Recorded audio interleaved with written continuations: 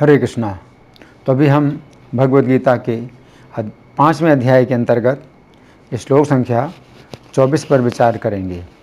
योऽन्तः सुखोऽन्तराराम तथान्तर ज्योतिरेव यः स योगी ब्रह्म निर्वाणम ब्रह्मभूतोऽधिगच्छति। तो यहाँ पर भगवान कह रहे हैं यो अंतः सुखो, जो अंदर ही सुख वाला है, अंतर आराम, और जो अंदर से ही आराम वाला है। फिर तथा अंतर ज्योति ही, और अंदर से ही ज्योति वाला है। यहाँ जो सयोगी ब्रह्म निर्वाणम, तो वो योगी जो है ब्रह्म निर्वाण प्राप्त करता है। कैसे? ब्रह्मभूतोऽधिगच्छति, ब्रह्मभूत होकर के, यानी स्वरूप सिद्ध होकर के ब्रह्म निर्वाण में प्राप्त करता है, ब्रह्म निर्वाण में चला जाता है ना। अब हम सुनेंगे प्रभुपाद तात्पर्य में क्या लिखते हैं। श्रील प्रभुपाद की जय। जब तक मनुष्य अपने अंतःकरण में सुख का अनुभव नहीं करता, तब तक भला बाह्य सुख को प्राप्त कराने वाली बाह्य क्रियाओं से वो कैसे छूट सकता है। तो यहाँ प्रभुपाद लिखते हैं कि जब तक अपने अंतःकरण में सुख का अनुभव नहीं करता है, तब तक बाहरी सुख को प्राप्त कराने वाली बाहरी क्रियाओं से वो कैसे छोड़ सकता है। तो ये बात समझना है कि जब तक कोई व्यक्ति को अंदर से सुख नहीं मिलेगा तो बाहर के सुख को कैसे छोड़ सकता है। क्योंकि जीव का जो स्वरूप है वो कैसा है? सुख प्राप्त करना। तो सुख जो है अगर अंदर से नहीं प्राप्त होता है तो बाहर के सुख को वो छोड़ नहीं सकता, है ना। आगे प्रभुपाद लिखते हैं मुक्त पुरुष वास्तविक अनुभव द्वारा सुख भोगता है। तो जो मुक्त पुरुष है ना, तो सुख भोगते हैं, तो वास्तविक अनुभव के द्वारा सुख भोगते हैं। कोई कल्पना नहीं है, सुख की कल्पना नहीं है। तो सुख की कल्पना से कोई व्यक्ति जो है ये जो इंद्रियों के सुख हैं, बाहरी सुख हैं, उनको नहीं छोड़ सकता है। तो सुख की कल्पना नहीं है। प्रभुपाद कहते हैं कि वास्तविक अनुभव द्वारा ही सुख भोगता है। तो ये चीज़ नहीं है कि मतलब सपना देख रहे हैं कि हम सुखी हैं, सुख का सपना देख रहे हैं। तो सुख के सपना देखने से जो है कोई व्यक्ति जो है संतुष्ट नहीं हो सकता है जब तक उसको वास्तविक अनुभव ना प्राप्त हो। आगे प्रभुपाद लिखते हैं अतः वो किसी भी स्थान में मौन भाव से बैठकर अंतःकरण में जीवन के कार्यकलापों का आनंद लेता है। तो मौन भाव से बैठ कर के भी जीवन के कार्यकलाप चलते हैं और उनका आनंद भी लेता है। तो कई बार ऐसी भी घटनाएं देखी जाती हैं कि जो मानसी सेवा होती है। तो मानसी सेवा में वो जो है मतलब क्या क्या नई सेवाएं करते हैं, और बहुत सेवाएं करते हैं भगवान की। तो जैसे नरसिंहानंद ब्रह्मचारी थे, तो उन्होंने कितनी सेवा की। तो बिल्कुल एकांत में वो जो है आंखें बंद करके ध्यान कर रहे हैं, लेकिन चैतन्य महाप्रभु का रास्ता बना रहे हैं, और जगन्नाथपुरी से वृंदावन जाने तक का रास्ता बना रहे हैं। तो वे ध्यान में बैठ करके रास्ता बना रहे हैं, इतना बड़ा रास्ता बना रहे हैं। तो कितना बड़ा कार्य कर रहे हैं। तो वैसे अगर कार्य किया जाए तो कितने दिनों में कार्य होगा और कितने आदमियों के द्वारा होगा। अकेले मन के द्वारा वो कार्य कर रहे हैं। तो ऐसे बड़े बड़े कार्य करते हैं और कार्यकलापों का आनंद भी लेते हैं, है ना। जैसे कि रसिकानंद प्रभु थे, नहीं श्रीनिवासाचार्य, है ना। तो वो भी जो है मानसी सेवा करते थे। तो मानसी सेवा करते थे। तो एक बार मानसी सेवा में चैतन्य महाप्रभु को जो है उन्होंने जो रत्नों का सिंहासन बनाया और भगवान चैतन्य को बैठाया। तो रत्नों का सिंहासन भी उन्होंने अपने मन से बनाया और भगवान चैतन्य को बैठाया और उनकी जो है सेवा कर रहे हैं, भगवान चैतन्य की जो है पूजा कर रहे हैं। तो मानसी पूजा कर रहे हैं। और उन्होंने भगवान चैतन्य को जो है बहुत सुंदर फूलों की माला पहनाई। लेकिन फिर क्या हुआ कि भगवान चैतन्य इतने प्रसन्न हुए उनकी सेवा से कि अपने गले की माला उतार करके श्रीनिवासाचार्य को पहना दी। और मानसी सेवा में ही सब देख रहे हैं। तो ये नहीं कि कल्पना कर रहे हैं, कल्पना नहीं कर रहे थे, वो मन के अंदर सेवा कर रहे हैं। और चैतन्य महाप्रभु ने अपने गले की माला इनके गले में पहना दी। और इतनी जो है कृपा महाप्रभु की अपने ऊपर देख करके ये जो है सहन नहीं कर पाए। इतनी कृपा सोच भी नहीं सकते थे। तो भगवान चैतन्य की इस कृपा को जो है जब सहन नहीं कर पाए तो इनका जो है ध्यान भंग हो गया। और जब ध्यान भंग हो गया तो सचमुच उनके गले में वो माला थी जो कि माला वैसे थी ही नहीं। उन्होंने वो माला ना तो बाहर से कहीं मतलब लाए वो माला, और ना बाहर के कहीं से फूल तोड़ के लाए और माला बनाई, कहीं से नहीं। वो मन में ही उन्होंने माला बनाई थी और भगवान चैतन्य को पहनाई थी। लेकिन भगवान चैतन्य ने उनको अपने गले की माला पहना दी। वो सब मन के अंदर ही हुआ। लेकिन जब ध्यान भंग हुआ तो सचमुच क्या हुआ कि वे जो है माला पहने हुए थे, वो माला आ गई। तो इसका मतलब ये है, प्रभुपाद यहाँ लिख रहे हैं कि अतः वो किसी भी स्थान में मौन भाव से बैठकर अंतःकरण में जीवन के कार्यकलापों का आनंद लेता है। तो ऐसा भी होता है, इसको कहते हैं अंतः सुखो। अंतः से ही उसको सुख मिल रहा है, अंदर से सुख मिल रहा है, अंदर से ही आराम। आराम का मतलब है मनोरंजन है, और अंतर ज्योति, और अंदर से ही उसको जो है पूरा गाइडेंस भी मिल रहा है, प्रकाश भी मिल रहा है अंदर से।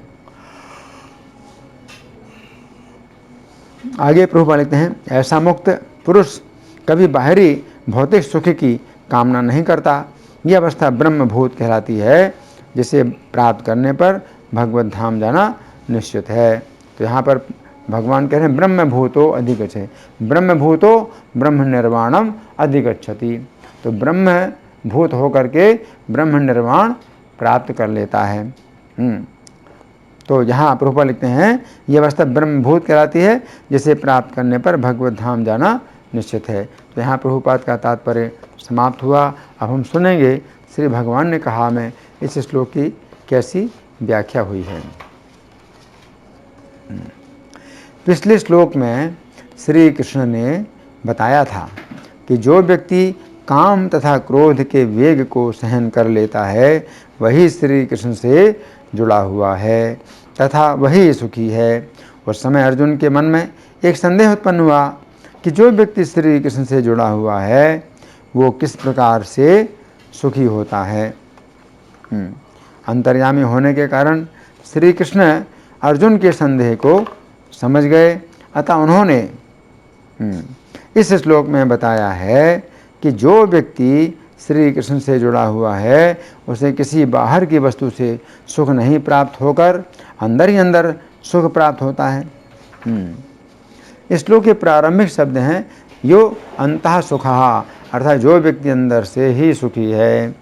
यहाँ पर हमें समझना चाहिए कि सुखी होने का अर्थ निर्भीक होना है, क्योंकि वो व्यक्ति पिछले श्लोक के अनुसार काम वेग तथा क्रोध वेग को नियंत्रित कर चुका है। अतः वो व्यक्ति श्री कृष्ण से जुड़ गया है, और चूँकि वो व्यक्ति श्री कृष्ण से जुड़ गया है अतः वह पूर्ण रूप से निर्भय हो चुका है, उससे मृत्यु का भी कोई भय नहीं है।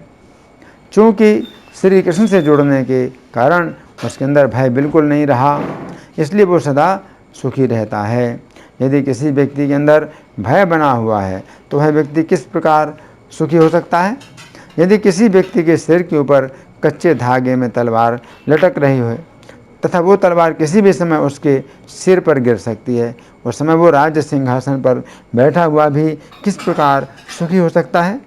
वो व्यक्ति 56 प्रकार के व्यंजनों को खाता हुआ भी सुखी नहीं हो सकता है, क्योंकि वो अंदर से भयभीत है कि उसके सिर पर किसी भी समय तलवार गिर सकती है।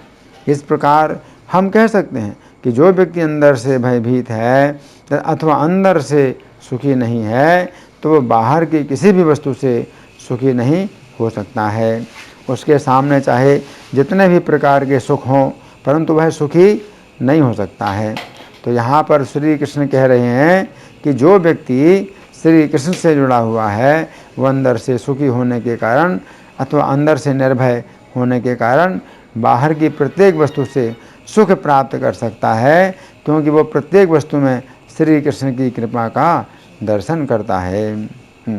इस श्लोक के अगले शब्द हैं अंतः आरामः, अर्थात जो व्यक्ति अंदर से ही आनंद प्राप्त करता है। इसका अर्थ है कि वो व्यक्ति किसी भौतिक वस्तु से आनंद नहीं प्राप्त करता है। श्री कृष्ण गीता 10:9 में कहते हैं कि श्री कृष्ण के भक्त श्री कृष्ण के विषय में एक दूसरे को ज्ञान प्रदान करते तथा श्री कृष्ण के विषय में बातें करते हुए परम संतोष तथा आनंद का अनुभव करते हैं। तो यह आनंद भी बाहर का आनंद ना होकर अंदर का ही आनंद है। जिस समय श्री कृष्ण के भक्त श्री कृष्ण के विषय में श्रवण तथा कीर्तन करते हैं, उस समय उनके हृदय में श्री कृष्ण प्रसन्न होते हैं। तो श्री कृष्ण के हृदय में प्रसन्न होने के कारण उन्हें आनंद की प्राप्ति होती है। अतः इस आनंद को अंदर का ही आनंद कहा जाता है। उक्त श्लोक के तात्पर्य में श्रील प्रभुपाद लिखते हैं कि जिस प्रकार तरुण तथा तरुणी को परस्पर मिलने में आनंद प्राप्त होता है, उसी प्रकार कृष्ण भावना भावित जीव श्रीमद् भागवत के श्रवण में दिव्य रुचि दिखाते हैं। भागवत 1:19 में शौनक आदि ऋषि सूत गोस्वामी से कहते हैं कि हे सूत गोस्वामी, हम उन श्री कृष्ण की दिव्य लीलाओं को सुनते हुए थकते नहीं हैं, क्योंकि रसज्ञ श्रोताओं के लिए इन कथाओं में पद पद पर नए नए रस का अनुभव होता है। उक्त श्लोक के तात्पर्य में श्रील प्रभुपाद लिखते हैं कि रामायण, महाभारत तथा पुराण विगत युगों के इतिहास हैं, जिनमें भगवान के अवतारों की लीलाओं के अभिलेख हैं। अतः बारंबार पढ़ने पर भी ये नए के नए लगते हैं। जिन मनुष्यों ने दिव्य विषयों को समझने में रुचि उत्पन्न कर ली है, वे ऐसी कथाएं सुनते हुए कभी थकते नहीं हैं। इस श्लोक के अगले शब्द हैं तथा अंतः ज्योति एव चा, अर्थात जो व्यक्ति अंदर से ही ज्योति प्राप्त करता है। यहाँ पर ज्योति का अर्थ है वो प्रकाश जिसके द्वारा हम वस्तुओं को सही रूप में देख सकते हैं। ये समझने की बात है कि संपूर्ण जगत माया के अंधकार से व्याप्त है। इस अंधकार के कारण हम ना तो अपने आप को देख सकते हैं तथा ना किसी वस्तु को सही रूप में देख सकते हैं। माया के अंधकार के ही कारण हम अपने आप को शरीर के रूप में देखते हैं। प्रत्येक वस्तु श्री कृष्ण की है, परंतु हम प्रत्येक वस्तु को भोगना चाहते हैं। ये अंधकार के ही कारण है कि प्रत्येक वस्तु श्री कृष्ण की सेवा के लिए है, परंतु हम प्रत्येक वस्तु को अपने भोग के लिए समझते हैं। इस अंधकार को दूर करने के लिए हमें ज्ञान का प्रकाश चाहिए। तो यहाँ पर श्री कृष्ण कह रहे हैं कि चूँकि वह व्यक्ति श्री कृष्ण से जुड़ा हुआ है, अतः श्री कृष्ण ही उसे अंदर से ज्ञान का ऐसा प्रकाश देते हैं कि उसके सामने से अज्ञान का अंधकार दूर हो जाता है। गीता 10:11 में श्री कृष्ण कहते हैं कि वे अपने भक्तों पर विशेष कृपा करने के लिए उनके हृदय में वास करते हुए ज्ञान के प्रकाशमान दीपक के द्वारा अज्ञान से उत्पन्न अंधकार को दूर करते हैं। उक्त श्लोक के तात्पर्य में श्रील प्रभुपाद लिखते हैं, किंतु यदि कोई भक्त दिव्य साहित्य का या अपने गुरु का लाभ ना भी उठाए और यदि वो अपनी भक्ति में एकनिष्ठ रहे, तो उसके अंतर से श्री कृष्ण स्वयं उसकी सहायता करते हैं। इति ये बात समझने की है कि यदि भक्त श्री कृष्ण के नाम, गुण तथा महिमा को सुनने तथा सुनाने में लगा रहता है, तो श्री कृष्ण उसके अंदर से ज्ञान का ऐसा प्रकाश उत्पन्न करते हैं कि वह माया के वास्तविक रूप को देख सकता है। माया एक ऐसा अंधकार उत्पन्न करती है कि जो वस्तुएं जीव को दुख देने वाली हैं, उन्हीं वस्तुओं में उसे सुख का भ्रम होता है, परंतु श्री कृष्ण अपने भक्ति हृदय में ऐसा प्रकाश उत्पन्न करते हैं कि वह ठीक से देख सकता है कि उसकी सुरक्षा केवल श्री कृष्ण के चरणों की शरण लेने में है, अन्यथा सर्वत्र उसके लिए मृत्यु का भय बना हुआ है। भागवत 1:19 के तात्पर्य में श्रील प्रभुपाद लिखते हैं, यदि कोई चाहे तो भगवत गीता या श्रीमद् भागवत का पाठ आजीवन करता रहे, फिर भी उसे उनमें ज्ञान का नवीन प्रकाश मिलेगा। ये दिव्य साहित्य तमोगुण से परे होता है और इसे ज्यों-ज्यों और पढ़ा जाता है, त्यों-त्यों वह अधिक प्रकाश प्राप्त करता है तथा इस दिव्य विषय की अनुभूति और अधिक होती जाती है। तो यहाँ पर श्री कृष्ण कह रहे हैं कि जो भक्त श्री कृष्ण का सदा श्रवण, कीर्तन तथा स्मरण करते हैं, उन्हें श्री कृष्ण अंदर से ज्ञान का प्रकाश प्रदान करते हैं, ताकि वे संसार के जन्म मृत्यु के गड्ढे में ना गिर सकें। इस श्लोक की दूसरी पंक्ति में श्री कृष्ण कह रहे हैं, सहयोगी ब्रह्म निर्वाणम ब्रह्मभूतः अधिगच्छति। अर्थात वह योगी ब्रह्मभूत होकर ब्रह्म निर्वाण की ओर जाता है।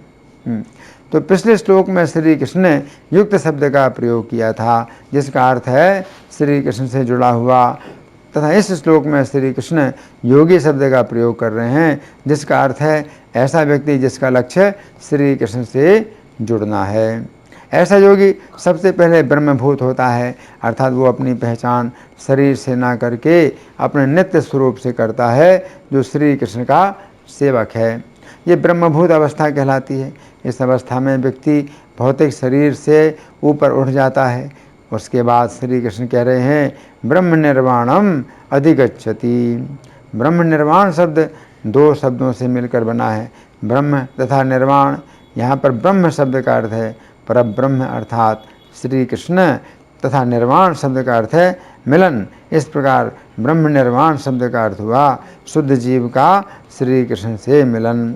सबसे अंत में श्री कृष्ण अधिगच्छति शब्द का प्रयोग कर रहे हैं। अधिगच्छति शब्द दो शब्दों से मिलकर बना है, अधि तथा गच्छति। अधि शब्द का अर्थ है ऊपर की ओर तथा गच्छति शब्द का अर्थ है जाता है।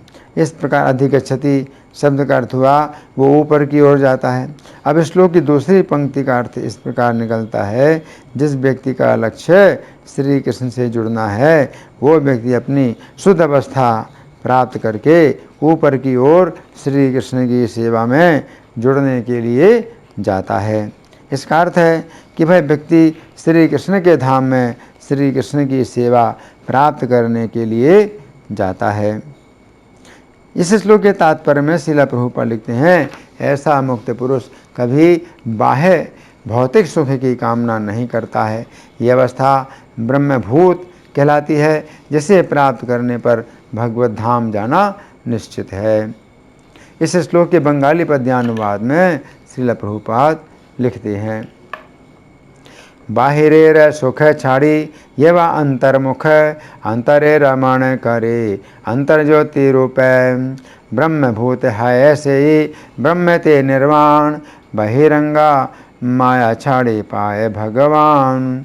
तो यहाँ पर श्री कृष्ण अर्जुन से कह रहे हैं, बहिरंगा माया छाड़े पाए भगवान, अर्थात हे अर्जुन, जिस व्यक्ति को श्री कृष्ण के द्वारा अंदर से ही प्रकाश प्राप्त होने लगता है, वो ब्रह्मभूत अवस्था को पार करके अपना संबंध श्री कृष्ण के साथ जोड़ लेता है और इस प्रकार ऊपर की ओर गमन करके श्री कृष्ण की सेवा प्राप्त करने के लिए श्री कृष्ण के लोक की प्राप्ति करता है। तो यहाँ पर भगवान कह रहे हैं, यो अंतः सुखो अंतरा रामः तथांतर ज्योतिरेव यः। तो 3 बार भगवान ने अंतः शब्द का प्रयोग किया है। तो पहला है अंतः सुखो, यानी अंदर से सुख वाला। फिर दूसरा अंतः आरामः, अंदर ही से आराम वाला। फिर तीसरा अंतः ज्योति, अंदर से ही ज्योति वाला। तो 3 चीज़ें हैं, पहला है सुख, अंदर से मिलता है। दूसरा आराम, अंदर से मिलता है। फिर तीसरा ज्योति, अंदर से मिलती है। तो तीनों चीज़ें अंदर से हैं। तो अंदर से सुख मिल रहा है। इसका मतलब क्या है कि जो भक्त लोग हैं तो श्री कृष्ण के जो चर्चा में लगे हैं, श्री कृष्ण की कथा सुनते हैं, तो ऐसा तो देखने में लगता है कि श्री कृष्ण की कथा जो व्यक्ति सुना रहा है उसके मुख से हम सुनते हैं, और अगर हमें सुख मिल रहा है, तो ये तो बाहर से सुख मिल रहा है कि श्री कृष्ण की कथा जो हमें सुना रहा है व्यक्ति, तो उससे हमें सुख मिल रहा है। लेकिन वास्तव में हमें समझना पड़ेगा अंततः अंदर से ही सुख मिल रहा है, क्योंकि हम श्री कृष्ण की जब कथा सुनते हैं तो श्री कृष्ण हमारे हृदय के अंदर प्रसन्न होते हैं। तत्प्रसादात पराम शांतिम, तो जब श्री कृष्ण प्रसन्न होते हैं तो फिर हमें उससे शांति प्राप्त होती है। तो इसी को कहते हैं अंतः सुख। इसके बाद अंतरारामः, अंतर आराम। तो आराम का मतलब क्या है? रमण। एक तो है सुख मिलना, दूसरा है रमण करना। तो रमण करने का मतलब क्या है कि एक दूसरे के साथ कुछ आनंद लेना। तो जब भक्त आपस में बातें करते हैं, तो भगवान गीता के 10वें अध्याय के 9वें श्लोक में कहते हैं, मच्चित्ता मंदगत प्राणा बोधयन्तः परस्परम कथयन्तश्च माम नित्यम तुष्यन्ति चा रमन्ति चा, कि मेरे बारे में जब सुनाते हैं तो संतुष्ट होते हैं और रमते हैं, रमन्ति चा। तो यहीं पर उसी को कहते हैं आराम, अंदर से आराम, है ना। तो तुष्यन्ति चा रमन्ति चा, तो संतुष्ट भी होते हैं और जो है रमण भी करते हैं, रमते भी हैं। तो रमते का मतलब हंसना भी होता है, कुछ हंसी की भी लीलाएं होती हैं भगवान की, और भगवान भी अपने भक्तों को हंसाने के लिए अनेक प्रकार की लीलाएं करते हैं। तो अंतः सुख अंतरारामः का मतलब यह है अंदर से संतुष्टि भी मिलती है और अंदर से उसका जो है आराम भी मिलता है, आराम या रमण, अंदर वो रमता भी। तथांतर ज्योति रेव, यहाँ फिर अंदर से ज्योति भी है। तो अंदर से ज्योति का मतलब क्या है? वो प्रकाश जिससे कि हम हर वस्तु को सही प्रकार से देख सकें, अंदर से उसको ज्योति मिल रही है ना। तो जब हम कृष्ण कथा सुनते हैं तो श्री कृष्ण हमारे हृदय के अंदर क्या करते हैं? तेषामेवानुकंपार्थम अहम ज्ञानजं तमः, 10वें अध्याय का 11वां श्लोक है। भगवान कहते हैं कि नास्याम्याम भावस्थो ज्ञान दीपेन भास्वता, कि ज्ञान के प्रकाशमान दीपक के द्वारा अज्ञान से उत्पन्न अंधकार को मैं नष्ट करता हूँ। तो अंदर ज्योति, अंतर से ज्योति मिल रही है, क्योंकि अंदर से भगवान उनके ऊपर ही कृपा करने के लिए तेषामेवानुकंपार्थम अहम अज्ञानजं तमः, अज्ञान से उत्पन्न अंधकार को नाशयामि, नष्ट करता हूँ, ज्ञान देवेन भास्वता, ज्ञान के प्रकाशमान दीपक के द्वारा।